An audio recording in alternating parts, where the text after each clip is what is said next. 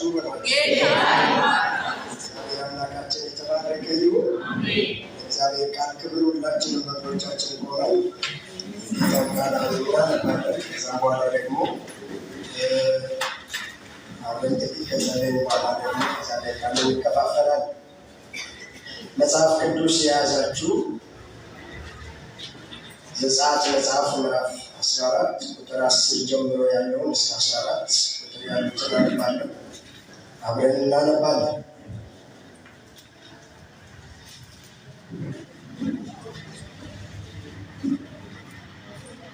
በጌታ በኢየሱስ ስም እናነባለን። ፈርዖንም በቀረበ ጊዜ የእስራኤል ልጆች ዓይናቸውን አነሱ፣ እነሆም ግብፃውያን በኋላቸው ገስግሰው ነበር። የእስራኤል ልጆችም እጅግ ፈሩ፣ ወደ እግዚአብሔር ጮኹ። ሙሴንም በግብፅ መቃብር ስላልኖረ በምድረ በዳ እንሞት ዘንድ አወጣህን? ከግብፅ ታወጣን ዘንድ ይህ ያደረግከው ምንድን ነው? በምድረ በዳ ከምንሞት ብንገዛላቸው ይሻለናልና ተወን፣ ለግብፃውያን እንገዛ ብለው በግብፅ ስላለው ሙሴ ስላለው ያለህን ቃል ይህ ነው አይደለምን? አሉት።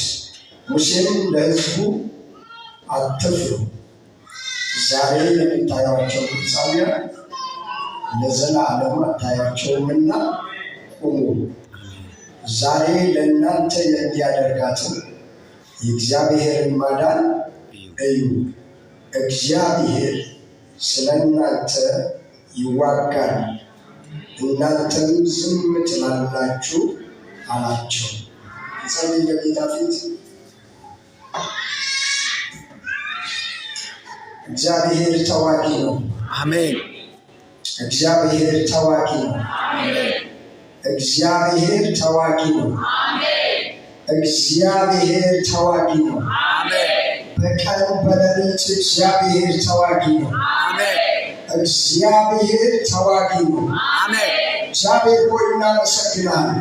አሜን። ለስምህ ብዙ ክብር እንሰጣለን። አሜን። ይሄ ያንተ ቃል ነው። በጌታ በኢየሱስ ስም በጆሮአችን ይፈጸም። አሜን። ዛሬ ከእኛ ጋር ይዋሃድ። በኢየሱስ ስም ቃልህ እኛ ሕይወት ውስጥ ገብቶ በጌታ በኢየሱስ ክርስቶስ ስም መለኮታዊ አሰራር እንዲጀምር በጌታ በኢየሱስ ስም እንጸልያለን። አሜን። ቃልህ ሕያው ነው። ቃልህ ይሰራል። ቃልህ ስራትን ይፈታል፣ ቀንበርን ይሰብራል፣ ጠላትን ይጥላል። በጌታ በኢየሱስ ስም በቃልህ ሕይወታችን ዛሬም ጉብኝት ይሆንለት። አሜን።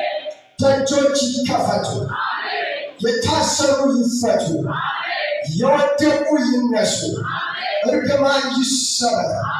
ጠላት የጻፈው ደብዳቤ ይቀደድ። ጠላት የጻፈው ደብዳቤ ይቀደድ። የሞት አዋጅ ይነሳ። የሞት አዋጅ ይገልበጥ። በእሷ ላይ በእሱ ላይ በኔ ላይ የተነገረ ንግግት በኢየሱስ ስም የፈረሰ ይሁን። አሁን ይፍረስ። አሁን ይፍረስ። አሁን ይፍረስ። ከላይ ላይ አሁን ይፍረስ። አዚም አሁን ይፍረስ። ድንዛዜ አሁን ይፍረስ። ድካም አሁን ይፍረስ። በኢየሱስ ስም አሁን ይፍረስ። የፈርዖን ጫና በኢየሱስ ስም የተሰበረ ይሁን። የተሰበረ ይሁን። የሚከተለን የተመታ ይሁን። አሜን። ኢየሱስ ክርስቶስ ጌታ ነው። ኢየሱስ ያድናል። እስካሁን እየተናገረን ያለው ነገር እግዚአብሔር ተዋጊ ነው። እግዚአብሔር እየተዋጋልን ነው። በነቢዩ ጌታ እያወራን ነበር። በቃ ይሄ የእግዚአብሔር ቃል ሕያው ነው። በጌታ በኢየሱስ ስም የሚዋጋሽ ይወጋ። ጦሩ ወደ ራሱ ይመለስ። ቀስቱ ወደ ራሱ ይመለስ። እጁ ትታጠፍ። እጁ ትታጠፍ። ጉልበቱ አይስራ። ኃይሉ ይታሰር። ኔትወርኩ ይበጣጠስ። ሰልፉ ይበተን። የዘመተብን የዘመተብሽ ይመታ የዘመተብሽ ይመታ የዘመተብን ይመታ በስም የዘመተ ዘማች ይመታ በኢየሱስ ስም ይመታ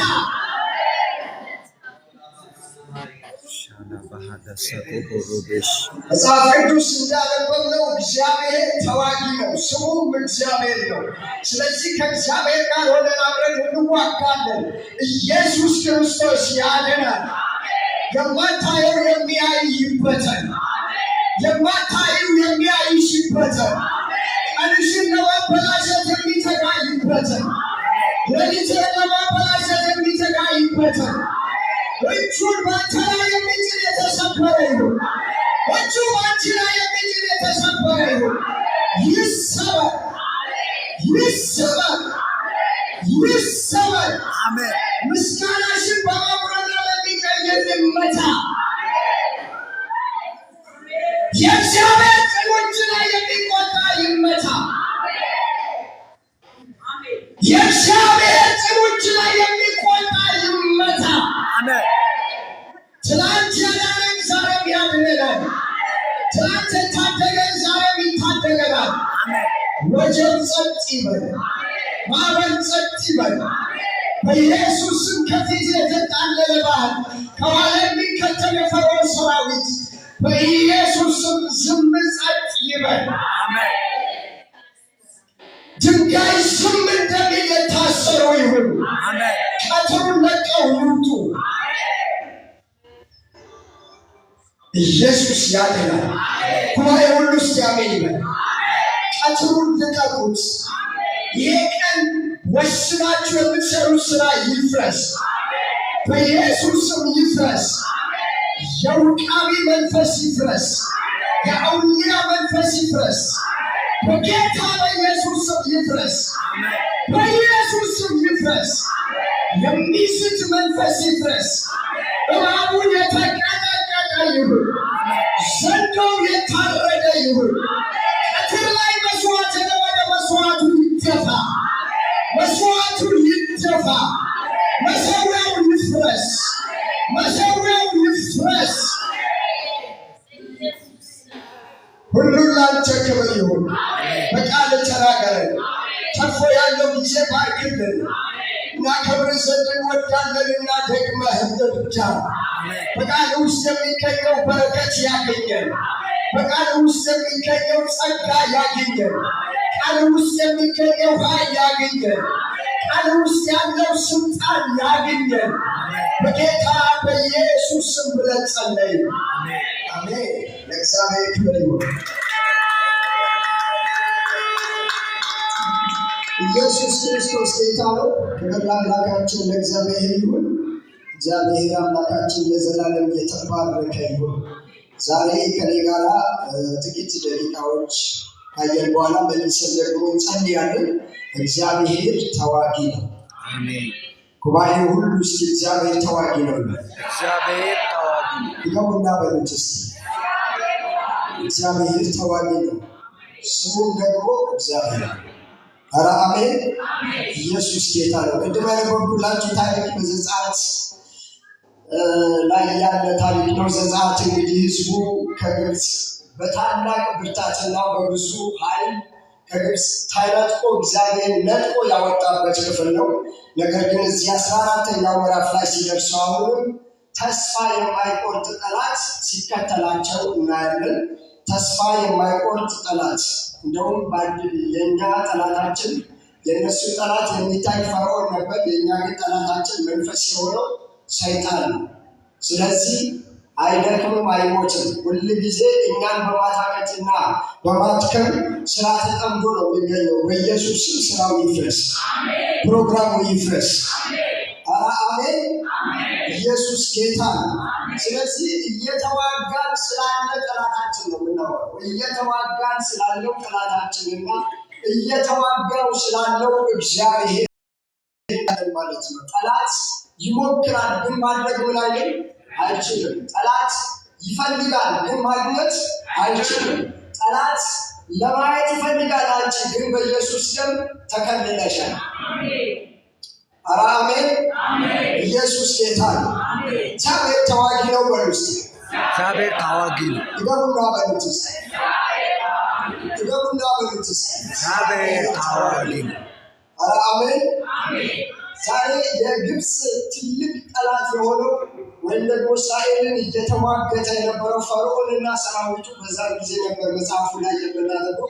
እዛ ቦታ ላይ ብዙ አልቆይም። ነገር ግን ከሱ የምንረዳው ነገር ግን ለማስተዋል እንድትሞክሩ አሳስባችኋለሁ።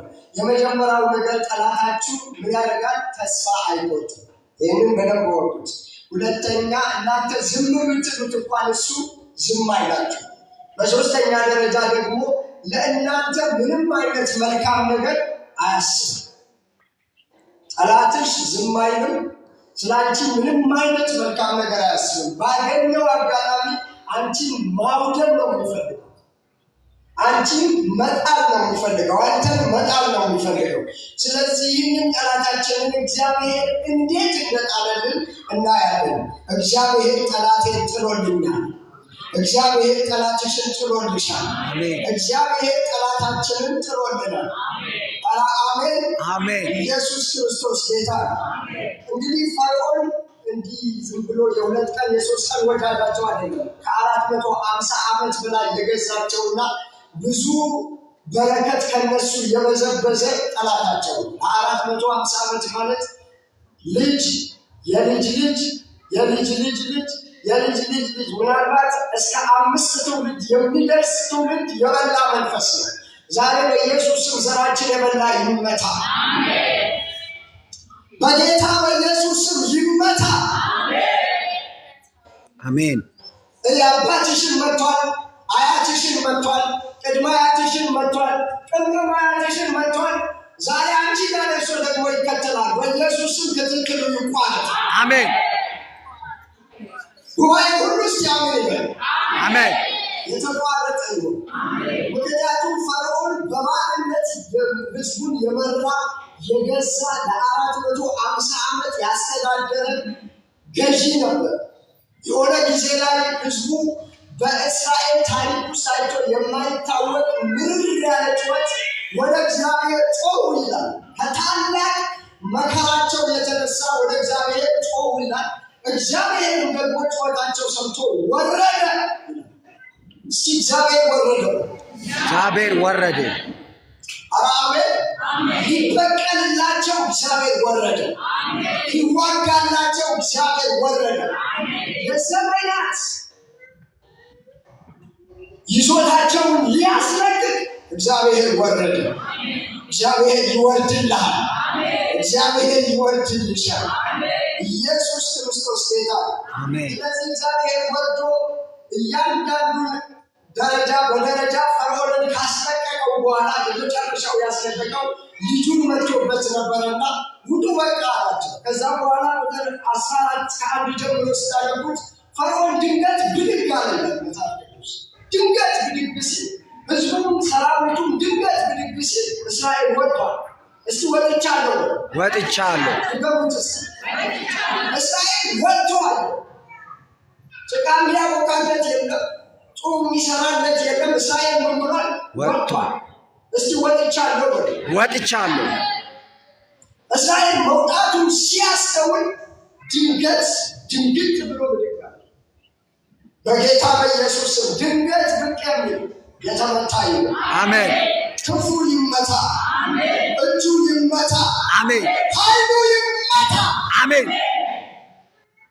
ተቆጥቶ ተነሳያል። ተቆጥቶ ለዛው የግብፅ የተመረጡ ሰራዊቶችን ይዞ ሰረገሎች፣ ፈረሰኞችን ይዞ እስራኤልን ሊያባርር ጉዞ ጀመረ።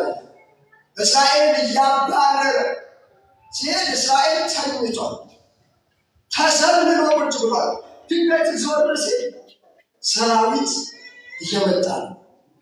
ጦር የለውም፣ ምንም አይነት የውጊያ ስልት የለውም። ግን እግዚአብሔር የሚዋጋለት ህዝብ ነው። አሜን አሜን። እግዚአብሔር ይዋጋልኛል በሉስ። እግዚአብሔር ይዋጋልኛል። የመጡ ሙያተኞች ናቸው። የመጣው ግን እግዚአብሔር ፈጣሪያቸው ኢየሱስ ክርስቶስ ጌታ ነው። ስለዚህ እግዚአብሔር እንዳለ ላያቸው ላይ አላወቀም። በቃ ደረስንባቸው ብሎ እጁን ሲዘረጋ እስራኤላውያን ጮሁ፣ ፈሩ የሚል ቃል ታነባላችሁ። ያው ሁሉም ሰው እንደሚያደርገው ማለት ነው። ለምሳሌ አንድ ሰው የሐኪም መረጃ ሲሰማ ይፈራል። አንድ ሰው የሆነ ነገር ሲሰማ ይፈራል አለ። ዜና ሲሰማ ይፈራል። የተለያዩ ነገሮች እንደምንፈራው እስራኤል በወቅቱ በነበረው ሁኔታ ፈራች። ከዛ ጮች ግራ ተጋቡ። እስራኤል በቃ እንመለስ እጅን እስከሚገሉን አሉ። ሙሴ ግን እንዲህ አለ። ቁጥር 13 ሙሴም ለሕዝቡ አትፍሩ፣ እስኪ አልፈራም ድገሙት፣ አትፍሩ፣ ዛሬ የምታዩአቸው ግብፃውያንን ለዘላለም አታዩአቸው። ትንቢት ተናገረ። አሜን። ኢየሱስ ጌታ ነው። አሜን። ከአፉ ትንቢት ወጣ። አልሞቱም፣ ግን እንደማያዩአቸው አየ። ኢየሱስ ክርስቶስ ጌታ ነው። የተሰለፈ ሰራዊት ሲመለሱ ተሰልፈው እንደማያያቸው ውሻይ። ስለዚህ ምናት አትፍሩ። ዛሬ ለእናንተ መልእክት አለኝ፣ አትፍሩ። አሜን። እግዚአብሔር ተዋጊ ነው። አሜን። አሜን። እግዚአብሔር ያድናል። እንዴት እንደሚያድን አታውቁም። እግዚአብሔር ያድናል። አሜን። እንዴት ጣልቃ እንደሚገባ አታውቁም። እግዚአብሔር ጣልቃ ይገባል። ስለዚህ እስራኤል በፈራበት ጊዜ ሙሴ እንዳልፈራች። አሜን። ጠላት አንዱ የሚጠቀመው ፍርሃት ነው። ታማሃል አትድንም ብሎ ያስፈራል። ወድቀሃል አትነሳም ይላል፣ ያስፈራራል። አታሃል አታገኝም ይላል። በጌታ በኢየሱስ ስም የተመታ ይሁን። አሜን። ኔትወርኩ ይበለስ። አሜን። ኃይሉ ይመታ። አሜን። ተኝተህ እረፍት እንዳይኖር፣ ተነስተህ እረፍት እንዳይኖር ምን ይላል? ያስፈራል። የጠላት ዛቻው ኃይሉ ጉልበቱ ያለው አፉ ላይ ነው። ስለዚህ ምን ይላል? አትሄድም ይላል። እግዚአብሔር ደግሞ ምን ብሏቸዋል? ከነዓን ትገባላችሁ። አሜን።